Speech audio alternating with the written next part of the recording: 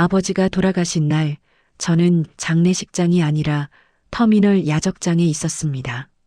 새벽 2시 컨테이너 사이로 비집고 들어온 찬바람이 작업복 안까지 파고들었습니다. 무전기 너머로 들려온 현장 팀장님의 목소리는 떨리고 있었습니다. 이수야, 회장님이 오늘 새벽에. 그 순간 제 손에서 화물 명세서가 떨어졌습니다. 하지만 눈물은 나오지 않았습니다. 아마도 지난 10년 동안 너무 많이 울어서 더 이상 남은 게 없었는지도 모릅니다. 서울 시내 최고급 장례식장에 도착했을 때는 이미 해가 중천이었습니다. 흰 국화꽃 향기 사이로 묘하게 비릿한 냄새가 섞여 있었습니다. 나중에 알았습니다. 그게 탐욕의 냄새라는 걸요. 영정 앞에는 장남인 오빠 구진상이 서 있었습니다. 정확히는 슬퍼하는 척을 하고 있었죠.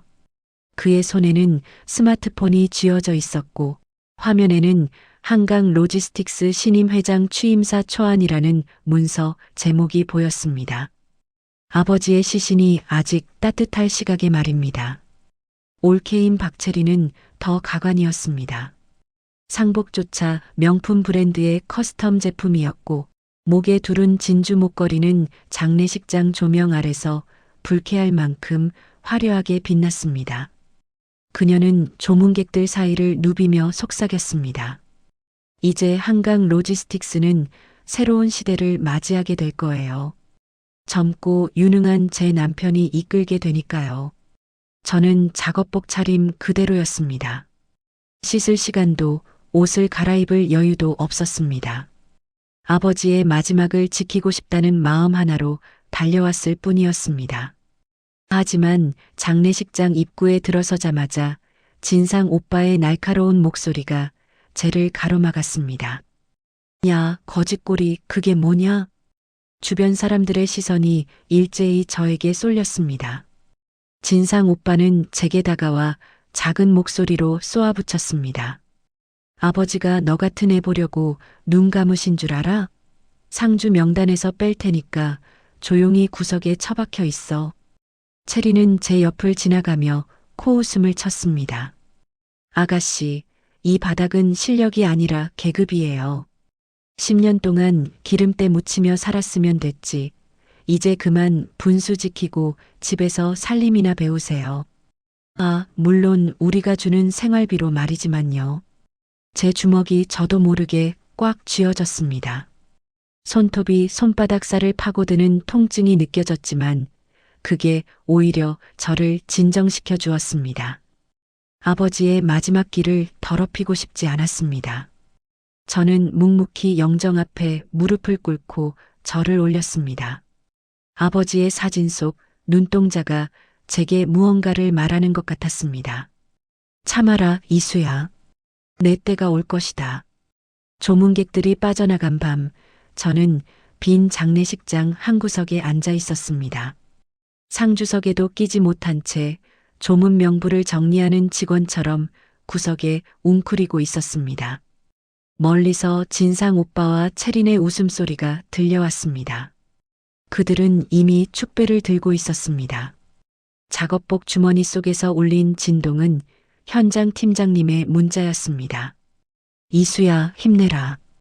회장님은 널 믿으셨어. 그 짧은 문장이 그날 밤 제가 무너지지 않을 수 있었던 유일한 이유였습니다. 49제를 맞은 그날, 저는 처음으로 오빠가 우는 모습을 봤습니다. 그것도 공포에 질려서요. 아버지가 돌아가신 지 49일째 되는 날이었습니다. 한강 로지스틱스 본사 대강당에는 주요 임원들과 주주들이 모두 모였습니다. 명목상으로는 추모 행사였지만 실제로는 진상 오빠의 회장 취임을 기정사실화하는 자리였습니다. 저는 이번에도 초대받지 못했습니다. 하지만 비서실장님이 몰래 문자를 보내주셨습니다. 이수 상무님, 꼭 오셔야 합니다. 회장님께서 준비하신 게 있습니다. 저는 본사 뒷문으로 조용히 들어가 맨 뒷줄 구석 자리에 앉았습니다. 단상 위에 진상 오빠는 이미 회장처럼 행동하고 있었습니다. 맞춤 제작한 고급 양복에 금시계를 차고 마치 대통령이라도 된 듯 거드름을 피우며 참석자들과 악수를 나눴습니다. 체리는 그 옆에서 회장 사모님 연습이라도 하듯 우아한 척 미소를 지었습니다. 그럼 이제 고 구회장님께서 남기신 영상 메시지를 상영하겠습니다. 비서실장님의 목소리와 함께 조명이 꺼지고 스크린이 내려왔습니다. 화면에는 병실 침대에 앉아 계신 아버지가 나타났습니다. 얼굴은 수척했지만 눈빛만큼은 형형했습니다. 마치 살아생전 직원들을 호통치시던 그 날카로운 눈빛 그대로였습니다. 진상아. 아버지의 첫마디에 강당이 조용해졌습니다. 진상 오빠는 감동받은 표정으로 화면을 바라봤습니다. 하지만 다음 순간 그의 얼굴은 새하얗게 질렸습니다. 내가 3년 전에 신규 물류 거점 확보라며 가져간 600억. 그거 사실 마카오 카지노에서 날린 돈인 거 내가 모를 줄 알았더냐? 장내가 술렁이기 시작했습니다. 화면 옆으로 증거 자료들이 하나씩 나타났습니다. 진상 오빠가 해외 카지노 VIP룸에서 칩더미 앞에서 웃고 있는 사진, 수억 원대의 카지노 영수증들, 사채업자들과 주고받은 문자 내역들이 낱낱이 공개되었습니다. 나는 너를 믿지 않았다. 그래서 내가 사인한 모든 대출 서류에 특약 조항을 넣었지. 상속 포기 담보 대출이라고 들어봤냐? 진상 오빠가 단상에서 비틀거렸습니다. 아버지의 목소리는 차갑게 이어졌습니다. 내가 빌려간 그 큰 돈들, 그게 다 내 상속 지분과 맞바꾼 대가였다. 너는 탐욕에 눈이 멀어서 계약서, 뒷장의 깨알 같은 글씨는 단 한 번도 읽지 않았지. 변호사가 설명하려 할 때마다 빨리 돈만 달라고 소리 질렀고, 이건 조작이야. 아버지는 노망나셨던 거라고. 진상 오빠가 단상을 주먹으로 내리쳤습니다. 하지만 비서실장님이 조용히 단상으로 올라가 서류 뭉치를 펼쳐 보였습니다. 거기에는 진상 오빠의 지장과 인감이 선명하게 찍혀 있었습니다. 한 장, 두 장이 아니라 수십 장의 계약서마다 말입니다. 저는 뒷자리에서 그 모습을 지켜봤습니다. 손바닥에 땀이 차올랐습니다. 아버지는 10년 전부터 이미 모든 걸 계획하셨던 겁니다. 제가 현장에서 밤을 새우고 기름때를 묻히고 트럭 기사님들과 라면을 나눠 먹으며 쌓아온 모든 순간들을 지켜보고 계셨던 겁니다. 체린이 진상 오빠의 멱살을 잡고 흔들었습니다. 당신 이게 다 뭐야? 내 회장 사모님 자리 어떻게 할 거냐고. 당신이 600억을 날렸다고? 체린아, 진정해. 내가 몰랐어. 아버지가 날 속인 거야. 속인 게 아니라 당신이 멍청했던 거지. 계약서도 안 읽고 사인을 해? 이 한심한 인간아. 강당은 순식간에 아수라장이 되었습니다. 주주들은 웅성거리며 자리에서 일어섰고 임원들은 당황한 표정으로 서로를 쳐다봤습니다. 그 혼란 속에서 비서실장님이 마이크를 잡았습니다. 여러분, 잠시 조용히 해주시기 바랍니다. 고 회장님의 영상이 아직 끝나지 않았습니다. 다시 화면에 아버지가 나타났습니다. 이번에는 제 이름을 부르셨습니다. 이수야, 내가 이 영상을 보고 있다면 내 계획이 제대로 진행된 거겠지. 너는 10년 동안 단 한 번도 불평하지 않았다. 현장에서 직접 땀 흘리며 이 회사가 어떻게 돌아가는지 배웠고 직원들의 이름을 하나하나 외웠지. 그게 진짜 경영자의 자격이란다. 제 눈에서 뜨거운 것이 흘러내렸습니다. 10년 만에 처음 듣는 아버지의 칭찬이었습니다. 이제 한강 로지스틱스는 내 손에 달렸다. 부탁한다. 우리 회사를 지켜다오. 영상이 끝나고 조명이 켜졌습니다. 모든 사람들의 시선이 뒷좌석에 저를 향했습니다. 저는 천천히 일어나 단상을 향해 걸어갔습니다. 진상 오빠와 채린의 얼굴에는 믿을 수 없다는 표정이 역력했습니다. 비서실장님이 정중하게 고개를 숙이며 발표했습니다. 구진상 씨가 담보로 상실한 모든 지분과 투표권은 지난 10년간 현장에서 발생한 이익금을 재투자해 온 구이수 상무님께 승계되었습니다.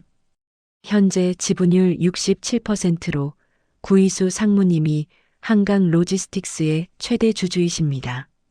강당이 다시 한번 술렁였습니다. 하지만 이번에는 질서 있는 박수 소리가 터져나왔습니다. 그날 저는 깨달았습니다. 권력은 빼앗는 게 아니라 묵묵히 증명하는 것이므려. 단상에 올라선 순간 수백 명의 시선이 저를 향했습니다. 10년 동안 작업복 차림으로 구석에 숨어 있던 제가 이제 이 모든 사람들 앞에 서 있었습니다. 떨리지 않았다면 거짓말이겠죠. 하지만 아버지의 마지막 당부가 제 등을 떠밀었습니다. 진상 오빠가 제 앞을 가로막았습니다. 그의 눈은 이미 충혈되어 있었고 손은 부들부들 떨리고 있었습니다. 이수야, 오빠가 잘못했어. 응? 한 번만 봐줘. 우리 피 나눈 남매잖아. 불과 1시간 전까지만 해도 저를 거짓골이라고 부르던 그 입에서 나온 말이었습니다. 저는 오빠의 눈을 똑바로 바라봤습니다. 오빠 아버지는 오빠에게 기회를 주셨어요. 그것도 수없이 많이요. 이수야, 제발. 하지만 오빠는 그 기회들을 카지노 칩으로 바꿨죠. 터미널에서 밤새 일하는 직원들의 땀방울을, 새벽 배송을 위해 핸들을 잡는 기사님들의 노력을 말이에요. 진상 오빠는 제 바짓단을 붙잡으려 했습니다. 하지만 보안팀장님이 조용히 그를 제지했습니다. 저는 마이크를 잡고 강당을 가득 메운 사람들을 향해 말했습니다. 한강 로지스틱스 임직원 여러분, 그리고 주주 여러분. 저는 구이수입니다. 지난 10년간 이 회사의 현장에서 일해왔습니다. 제 목소리는 생각보다 안정적이었습니다. 저는 지게차도 몰 줄 알고 컨테이너 적재 순서도 외우고 있으며 우리 회사 트럭 기사님 127명의 이름을 모두 기억하고 있습니다. 왜냐하면 그분들이 바로 이 회사의 진짜 주인이시기 때문입니다. 박수가 터져 나왔습니다. 처음에는 몇몇 직원들이었지만 곧 강당 전체로 퍼져나갔습니다. 그때 채린이 단상으로 뛰어 올라왔습니다. 그녀의 얼굴은 분노로 일그러져 있었습니다. 잠깐만요. 이건 사기예요. 10년 동안 현장 막노동이나 하던 애가 갑자기 회장이 된다고요? 이게 말이 돼요? 저는 채린을 차분히 바라봤습니다. 올케 언니, 언니는 지난 5년 동안 이 회사에서 단 한 번도 일을 하신 적이 없으시죠? 대신 회사 법인카드로 명품 가방을 37개 사셨고 프랑스 여행을 8번 다녀오셨어요. 채린의 얼굴이 하얗게 질렸습니다. 그건 영수증 다 있습니다. 회계팀에서 정리해서 제 책상 위에 올려놨더군요. 횡령죄로 고소하지 않은 것만 해도 감사하셔야 할 거예요. 채린은 진상 오빠를 향해 돌아섰습니다. 그리고는 모든 사람들이 보는 앞에서 그의 뺨을 후려쳤습니다. 이 무능한 인간, 600억을 날려? 내 인생 망친 거 어떻게 할 거야? 이혼이야, 이혼. 당장 위자료 내놔. 그녀는 끝까지 자신의 안위만을 챙기며 비명을 질렀습니다. 보안팀이 두 사람을 강당 밖으로 끌어냈습니다. 진상 오빠의 애절한 목소리가 복도에 울려 퍼졌지만 저는 더 이상 뒤돌아보지 않았습니다. 강당이 다시 조용해졌습니다. 저는 준비해온 서류를 펼쳤습니다. 여러분, 제가 회장으로서 첫 번째로 하고 싶은 일은 이것입니다. 화면에 새로운 자료가 떴습니다. 현장 직원 급여 15% 인상, 야간 수당 30% 추가 지급, 그리고 10년 이상 근속자 전원에게 회사 주식 배분. 이 회사를 실제로 움직이는 분들께 합당한 대우를 해드리고 싶습니다. 이번에는 더 큰 박수가 터져 나왔습니다. 뒷줄에 서 있던 현장 팀장님의 눈가가 붉어지는 게 보였습니다. 회의가 끝나고 강당이 비워진 후 저는 혼자 남아 창밖을 바라봤습니다. 한강 로지스틱스 본사 건물 아래로 수십 대의 트럭들이 줄지어 서 있었습니다. 새벽 배송을 준비하는 차량들이었습니다. 주머니에서 아버지가 유품으로 남기신 낡은 수첩을 꺼냈습니다. 가죽 표지는 세월에 닳아 있었고 페이지마다 아버지의 손때가 묻어 있었습니다. 첫 페이지를 펼치자 아버지의 필체로 쓰인 문구가 눈에 들어왔습니다. 현장을 아는 자만이 세상을 옮길 수 있다.